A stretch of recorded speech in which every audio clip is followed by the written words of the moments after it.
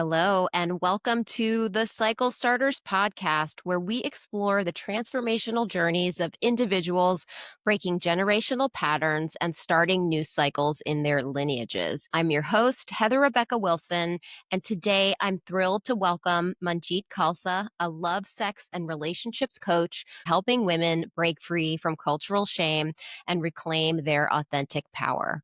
Manjit brings a fascinating blend of scientific knowledge and spiritual practices to her work, weaving together pragmatic and energetic approaches to guide women beyond the good girl narrative. Her upcoming workshop inside the Ancestral Healing Collective, the Somatics of Receiving a Man's Love, offers women a unique opportunity to explore love through embodied experience rather than intellectual understanding. In today's episode, we'll dive deep into Manjit's own journey of healing sexual trauma and ancestral wounds, discover how she's helping women reclaim their sovereignty, and explore the powerful intersection of scientific understanding and spiritual wisdom in her work. Before we get into today's juicy conversation, I kindly request that if you are loving this content we're creating here on the Cycle Starters podcast, to please like, subscribe, comment, and share our show with your networks. It really helps our channel grow, so thank you in advance for that. And now let's welcome Manjit.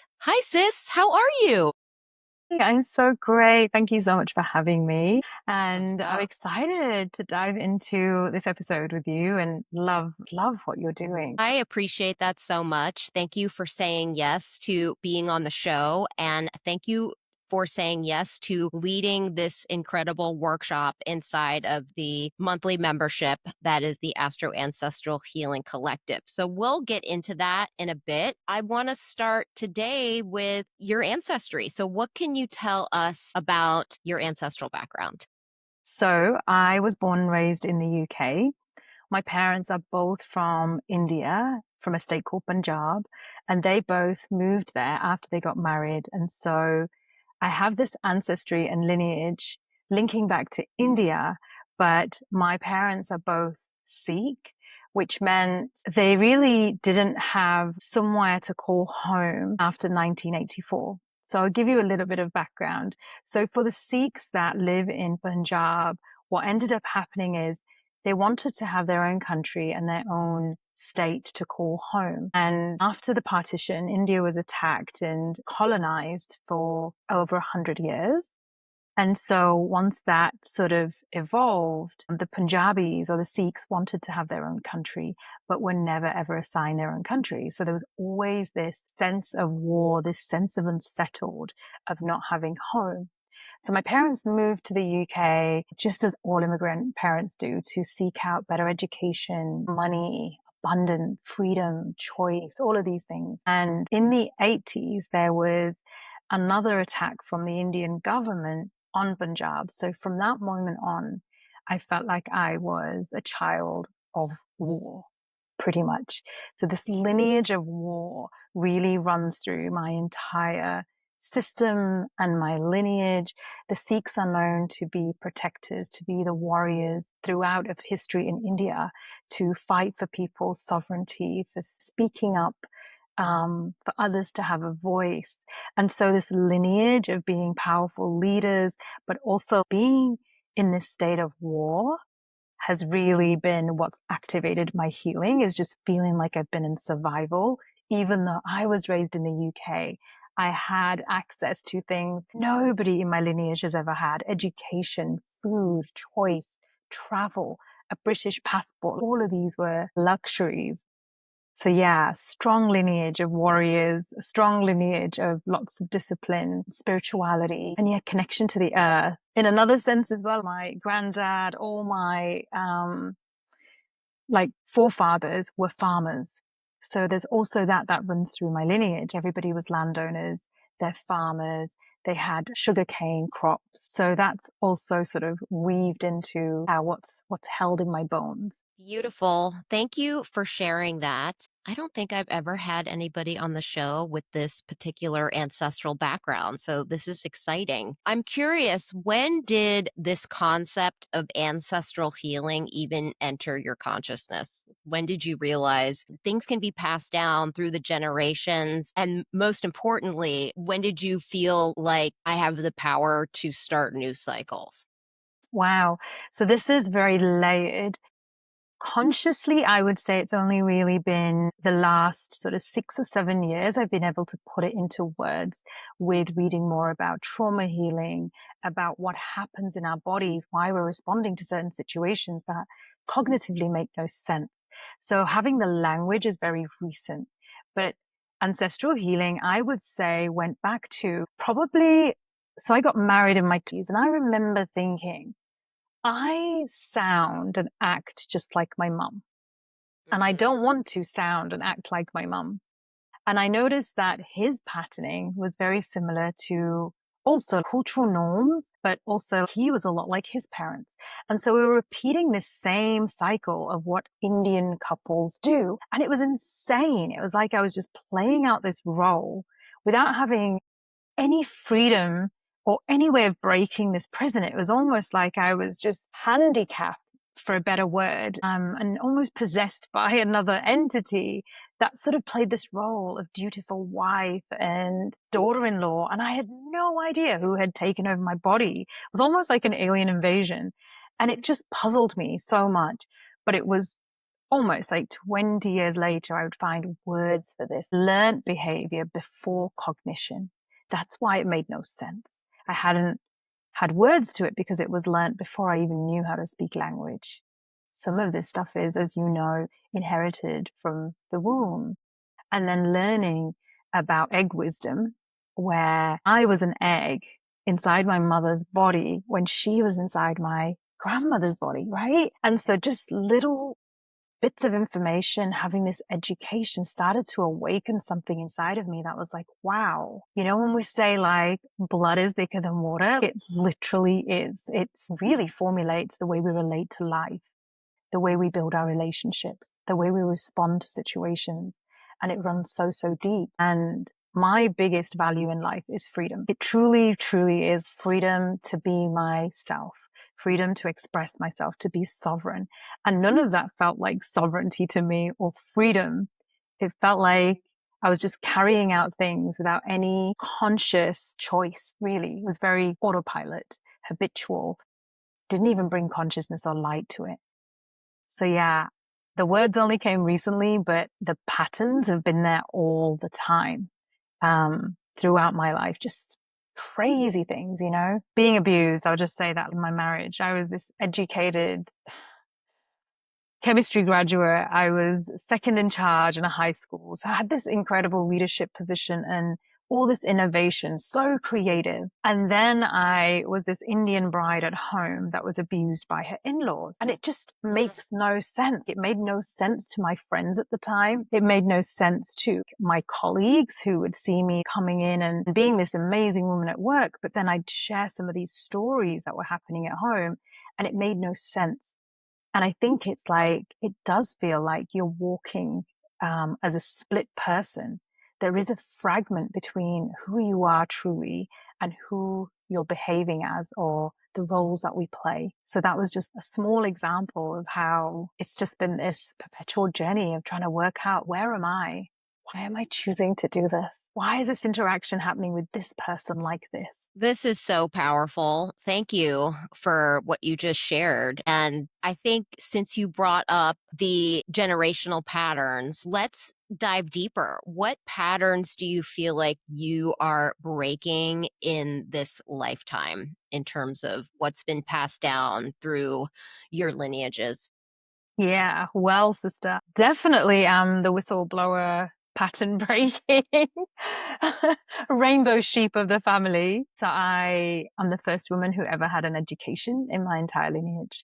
I'm the first woman who ever traveled abroad alone without her family in my entire lineage. I am the first person probably in my entire lineage who's ever been interviewed, written a book about love, sex, and relationships. Every taboo you can think of, I've literally walked into it.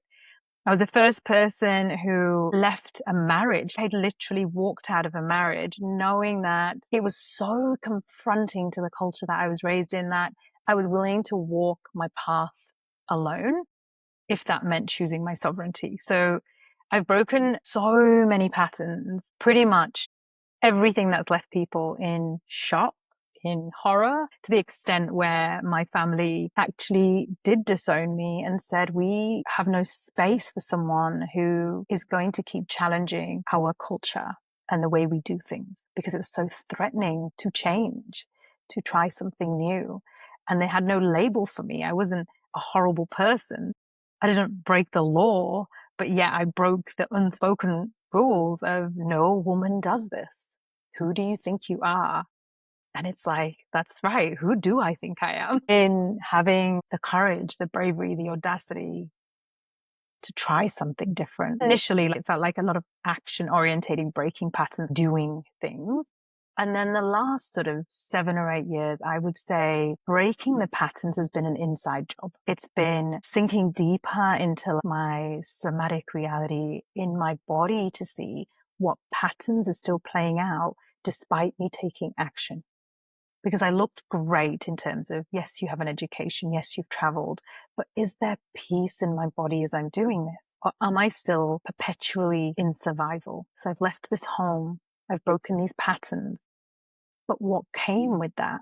And it was the same, I want to say like frequency or energetic blueprint that was still sort of playing out. And so the last 7 years has been more to do with that, more to do with not shifting the external, but shifting the internal. So my experience of a simple cup of coffee, having a conversation, is actually coming from this deeper, more relaxed, pleasure-filled state. My goodness, you said the magic word, pleasure. And we have to talk about how you ended up becoming this fabulous sex, love, and relationships coach. How did that journey begin? So on my pursuit of love, that when I left my marriage, I realized I have no clue about love. So that's the other ancestral pattern I've broken. I feel like I'm the first woman in my entire, like anything, who actually fell in love.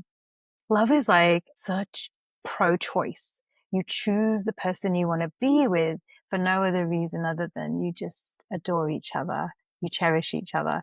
And hence so much of my work has been empowering women to really know that we have a choice, and more importantly, let our bodies know that we have a choice. And so this work started on my pursuit to finding love and healing all of the relational trauma that I had. And I was so illiterate, actually, in relationships. Most things were very conditioned. Most things just came from watching what my parents did. And on this journey, when I met my true love, up until then, everything was about healing myself so I could actually meet a healthy man. Then I met the healthy man. I was like, my body's not coping very well with this at all. I am literally freaking out. He is looking at me and I don't have any responses. I feel like I'm completely awkward and robotic. And that was when I realized I'd actually created a persona. And in the world of trauma, we call that fawning, excessive people pleasing, but you're not able to interrupt it because the frontal part of your brain that's able to think is actually checked out. And you're literally coming from a primal habitual pattern. And when I met my partner who just loved me for me, this pattern was interrupted, but I had no clue in how to behave. And so I realized that was happening in sex. It was happening in when I was relating. It was happening in love. And so I went on a deeper journey with love, sex, and relationships and became a certified coach, mostly for myself. And then, yeah, even prior to that, my passion was love and all things love and all things finding true love and being in a relationship that's celebratory to life, life positive, expansive, generative. Yeah, just having something our mothers and foremothers possibly could never choose in the way that we can. Yeah, I'm a real advocate for that. Thank you for sharing all of that. And I'm so curious, what's your relationship like with your family in this current moment? Yeah. After, because you said you were disowned for a while, so that was a temporary thing? As we speak, Heather, I'm actually packing my bags to head to the UK. That's where my family still are, to see them. There has been like no contact, I want to say, for almost, look, I've never had a phone call on my birthday for 16 years. I haven't had Oh a my phone call at goodness. Christmas. I didn't get any phone calls over COVID. Just, I've had zero contact with them. And last year, my sister went through a divorce, and that's when she reached out. And so we have been in this conversation of repair. And somehow she just sort of woke up out of this spell. I call it this good girl spell that we're all under. And Mhm. all of a sudden, when the spell breaks, you realize everything around you that you thought was safe and beautiful and loving and was belonging is actually trauma and conditioning. And it's big. So she had this big awakening and reached out. And so we've been doing this repair. And then a week ago, she messaged and said, my dad has dementia and he's declining pretty fast. And I just wanted to give you the choice to come home and see him. It's up to you. I understand. They haven't really given you any reason to come back. And so as we're even having this conversation, I feel like I am in this process of healing this very deep tear that I've had in my heart for such a long time. And who knows what I'm going to receive at the other side, whether I'll be met with love or whether I'll be met with hatred or anger. But I feel on a soul level, it is time to just sort of close that loop of being at war and yeah, do some repair. So I've sort of come full circle as we're Yeah. speaking, having done so much healing, having done so much own inner work, and having so much compassion for my parents and having a greater understanding of why they did what they did through a trauma informed lens, through a compassionate lens. And I've had the wisdom and the generational freedom to do the work that I've done. They didn't.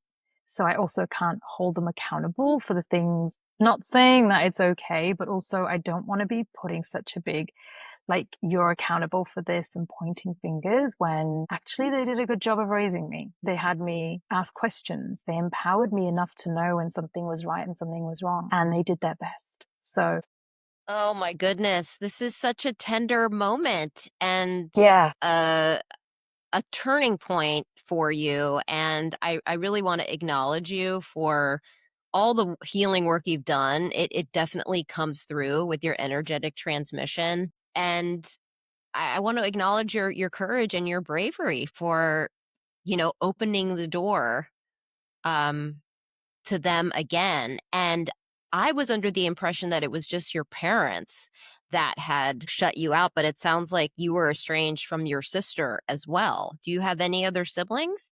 yeah, I have a brother and they both have partners and they all had children and even the extended family and my culture. I literally, yeah, I walked away from everything. It was a big leap of faith and I can't say it was easy and it doesn't get easier. Like even the other day when I booked my flight, I just found my body just not knowing how to respond to this choice. There was a mixture of fear. There's a mixture of, will I ever recover from this if I'm rejected?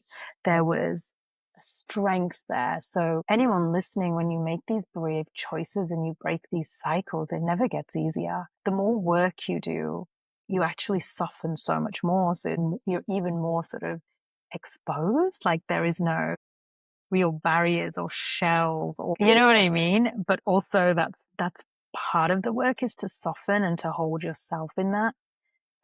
So yeah, it's definitely tender. And I burst into tears the other night when I was like, wow, is this foolish? This is a group of people that have not really made any effort to reconcile or share that they love you. And then on the same part, I know these people, of course, they're not going to reach out to reconcile. They have such a low self-worth and such a low self opinion about themselves that on some level they feel like I rejected them too. So someone has to make the first move, right? Someone has to break the chain, but then continue to break the chain. My goodness, you are such a wise and powerful soul.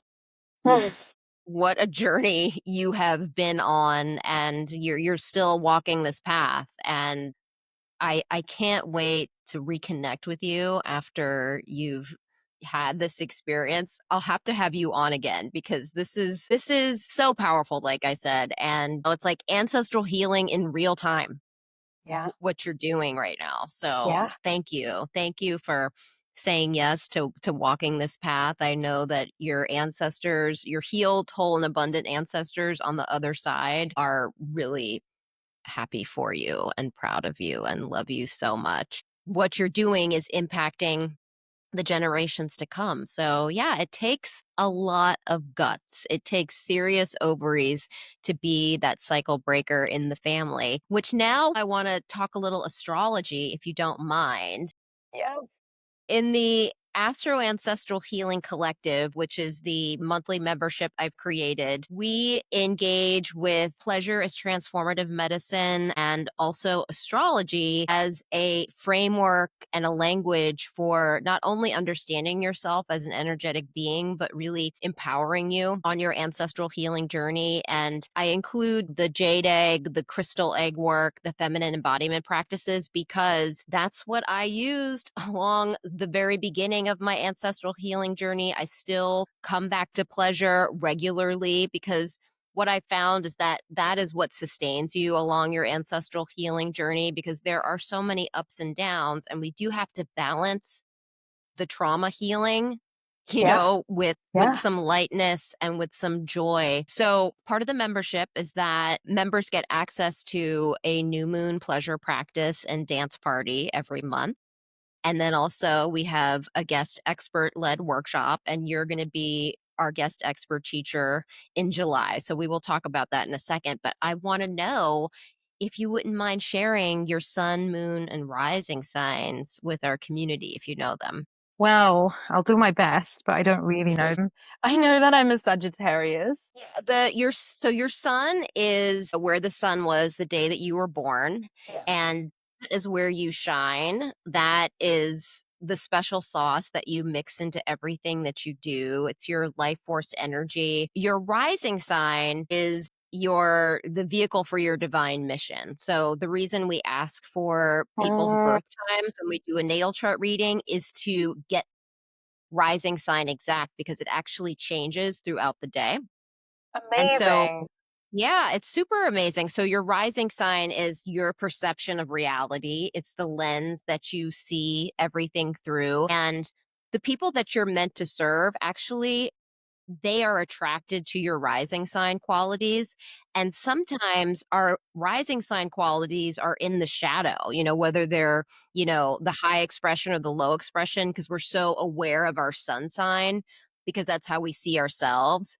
The rising sign is actually how we are. It's your aura, it's your energetic signature. And then your moon is your emotional core, your emotional inheritance, which includes your ancestral wounds, but also the gifts that your ancestors have given you. And the other thing that I've come to, share with all my clients, and I do this for myself too, is that the moon really speaks to what we are responsible for giving to ourselves in order to feel at home and safe and centered in our own energy. I know it's a lot. That's just the big 3, and then of course there are other planets that play big roles as well, but those 3 placements really make up the core of your energy. So, I mean, we could just say a lot about Sagittarius. So that's your sun sign.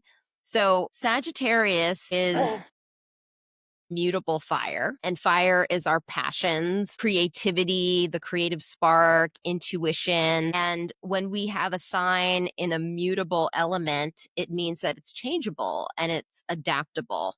So the archetypal energy that I associate with Sagittarius is like the explorer and also the spiritual teacher, because folks that I've met with a strong Sagittarius presence in their chart, they love to go on adventures. They want to go to the edges of the earth. to have new experiences. They're very curious about people who are unlike them, right? So I associate Sagittarius energy with diversity, exploring new territories. And then the lower expression, because each sign is a spectrum of psychospiritual energy. So there's a high expression and a low expression. The low expression of Sagittarius is being reckless, restless to the point where you can't stick with anything for too long. You just like want to go, right? This sort of escapist thing. I'm bored. I'm out of here. I don't want to follow through, you know? And then also the other lower expression of Sagittarius is judgment and black and white thinking. So I would love to hear from you. What's it like living this Sagittarius sun life? Okay, life as a Sagittarius. I can literally relate to the shadows that you talked about. I was absolutely restless for about 10 years after I left my marriage and couldn't stick to one single place. I literally lived out of my suitcase and met people. That's all I did. I socialized for about a decade because it fascinated me just talking to different people, meeting people, exploring places. That was a decade just being on adventures and never sitting still and bored. I'd get bored of relationships quickly, but here's the thing. My soul was craving continuity, normality, community, intimacy. So there's like this a little bit of a conflict. So I would say after I hit 40, actually everything sort of flipped and I became more of a hermit. I actually really like being home. The adventure has become the surrounding area that I live in. I walk through this incredible waterfall every day at the moment, and I get to see different things. So it's more of the subtleties that have become an adventure. The adventure has become checking in with my heart, checking in with my belly, checking in with my sensations to each experience I'm having, how it feels to be with people. So I'm really glad that flipped when I got to 40 because that erratic sort of moving country to country, place to place, carrying my suitcase, although seemed like a lot of fun from the outside, it actually made me very restless and I didn't enjoy that. And so it was a real practice to slow down. It's been a huge practice through pleasure, just like you. I use the jade egg and it's one of my absolute miracle formulas that I love teaching women, and also like a practice of qigong and naidong and the internal martial arts, and also the somatic work that we do, nervous system work. And since sort of calibrating my nervous system, yeah, that's become less of a thing, that like spontaneous, erratic, just burn everything down and leave.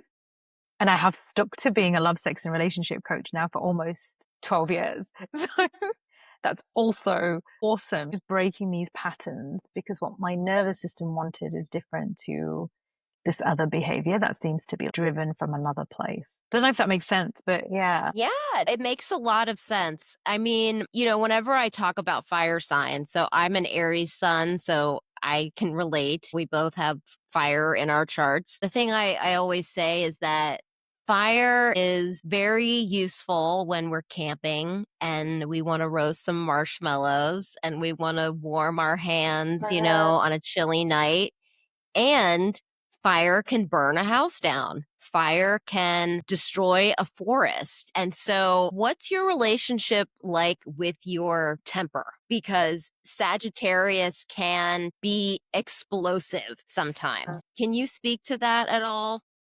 I have never been explosive. And I think that's cultural conditioning. My Uh huh. explosions were often internalized. And so the Mm. person I picked on the most, I don't do this as much anymore, like rarely, but the person I would explode on is myself. I would turn against myself. So yes, I do know that fire. I would literally burn myself down to shreds. Do you know what I mean? Like that punishment and that Yeah. judgment you talked about, it was always self-judgment. So it was just always internalized and actually created havoc on my health, judging, self-abandonment, burning my own desires to the ground, Mm. all of those things. So less of an external, more of an internal. So Gotcha.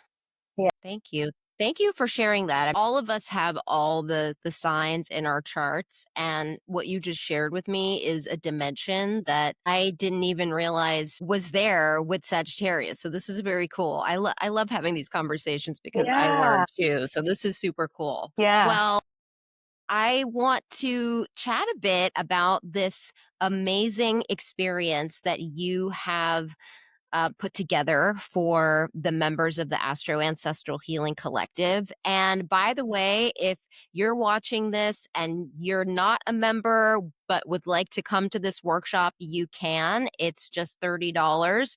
This is included in the membership. So if you're a member, you get to come to everything basically. But I will put the link for the workshop in the show notes below.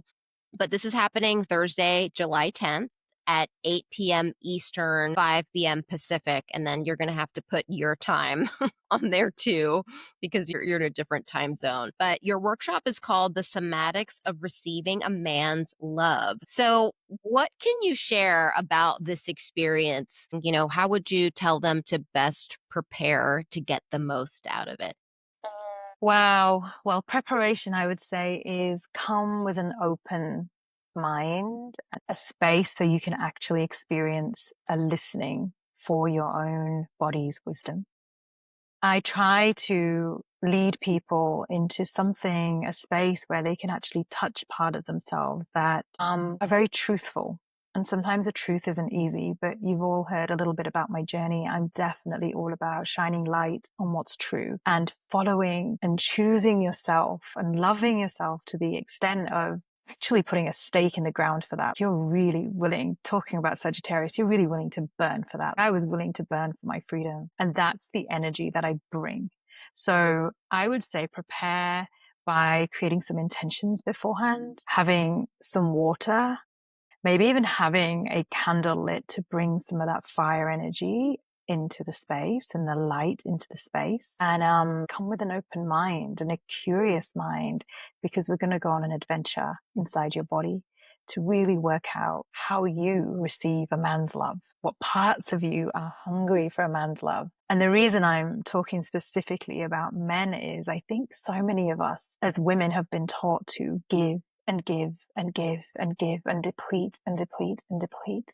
And what I know from nature and what I know from all the pleasure practices, the jade egg, the Taoist Qigong, is we as the feminine are actually naturally wired to receive. So what we do that's normal is not necessarily natural. So in my workshop, I invite you to just get a glimpse of your nature and to really touch the part of your nature that's innate, that isn't touched by trauma, that knows something about receiving that is so beautiful.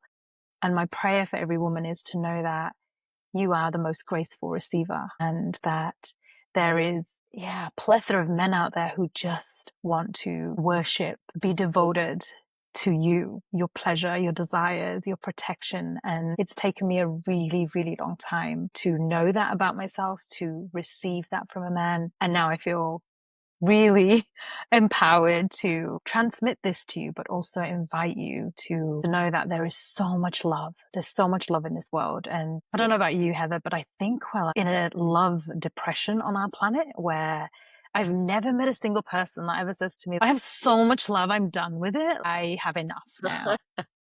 I've never heard that, but I've always heard when we get to the deepest parts of our mind body, everyone wants a hug. Everybody wants to be heard. Everybody wants to be witnessed in a loving presence. And so what could be greater in starting to repair this relationship, this separation that has been pretty much indoctrinated into us to be sort of the opposite sex? What if we change being opposite to actually being in a dance with the masculine and open up to receiving? Oh my goodness. I am loving everything that you're sharing. I'm so excited for this. Thank God that you said yes to doing this work, because we need more goddesses like you to be out there showing people new possibilities, new potentials. So, this is so beautiful. And I'm so grateful to you for saying yes to doing this. So, if you are interested in participating, you can check out the link in the show notes. Again, this workshop that Manjit is leading is called The Somatics of Receiving a Man's Love. And this is happening on Thursday, July 10th at 8 p.m. Eastern, 5 p.m. Pacific on Zoom. So I'm really looking forward to that. And I'm just thinking how Jupiter, the planet of expansion and good fortune, is moving into the sign of Cancer on June 9th. So I think that this is going to be really, really powerful. It's just great astrological timing because Cancer is the energy of love, of nurturing, and it's the sign of giving, but we have to be careful of overgiving, right?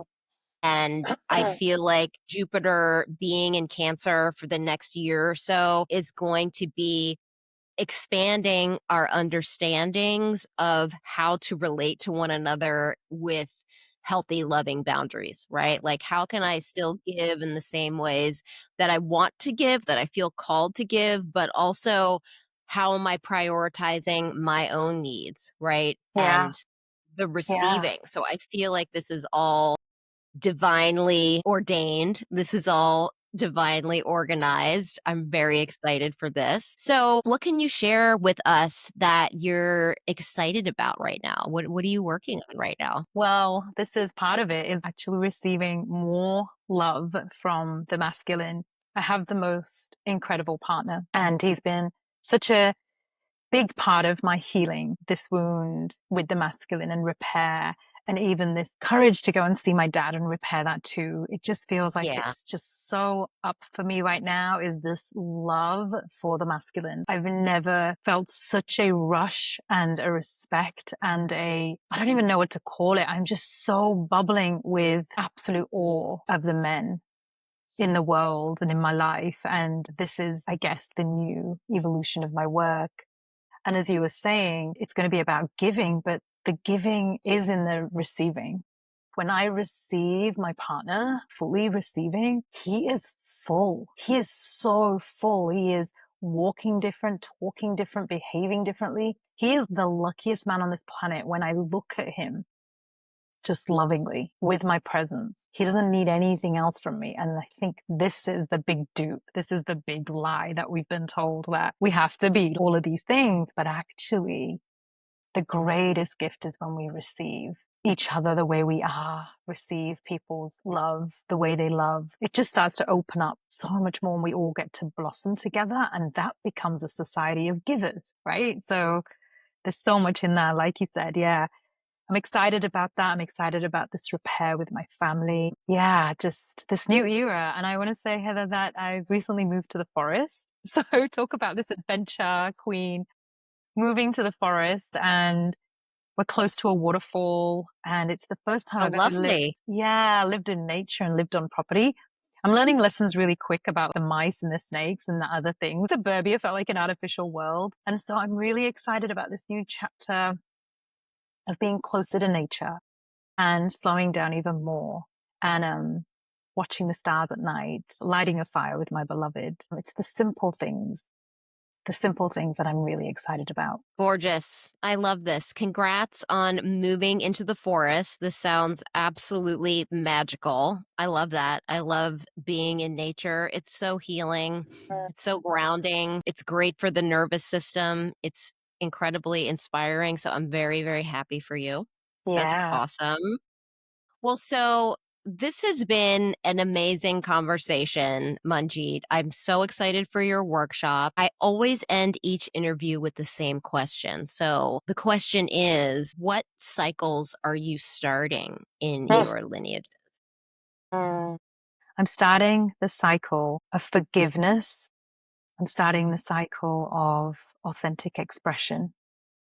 And I'm starting the cycle of women falling in love. Yeah. Falling in love with men they Gorgeous. choose.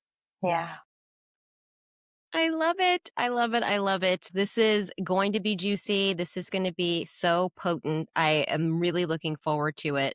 So, Manjeet, if folks want to find out more about you, if they want to find out how to work with you, where should they go to learn more? So I'm on Instagram and it's at Pleasure Labs. Just a little thing. I was a chemistry teacher for many, many, many moons. And so that's why it's a lab. Everything in my life is this experiment. So you can find me on Instagram, but also maybe we can link everybody up so they can join my email list. That's where I put my heart into writing because I love long form writing. I love sharing things with a bit more depth. So that's also a Yeah. place to come find me. Yeah. Perfect. Perfect. Send me the link to sign up for your newsletter or whatever link you want folks to use. I will put that in the show notes. No problem. This Beautiful. has been so beautiful, such a nourishing conversation. Thank you, Manjit. I am sending you a big hug right now and sending you so much love, so much love. I know that you are getting on a plane tomorrow and um it sounds like a new chapter is beginning. Something is brewing here and Something's yeah. brewing. Yeah, it's not very comfortable. But yeah, at some point, I'd love to see what's in my charts that's actually No. creating this. I'm like, ooh, Heather, this is juicy. I wonder if the stars had something to do with this. Of course they did, but I'm Oh, listening though, right? I'm listening. I'm listening yeah. to the whispers and following that heartbeat of where my soul's supposed to go. So yeah, but I'm definitely curious. Well, I would love to read your chart. So we will talk about that offline. All Yeah. right, my dear. Thank you so Yeah. much. This Thank has you. been wonderful. Oh my gosh, of course. So everyone, take care. We will see you next time on the Cycle Starters podcast. All right, take care. Bye-bye.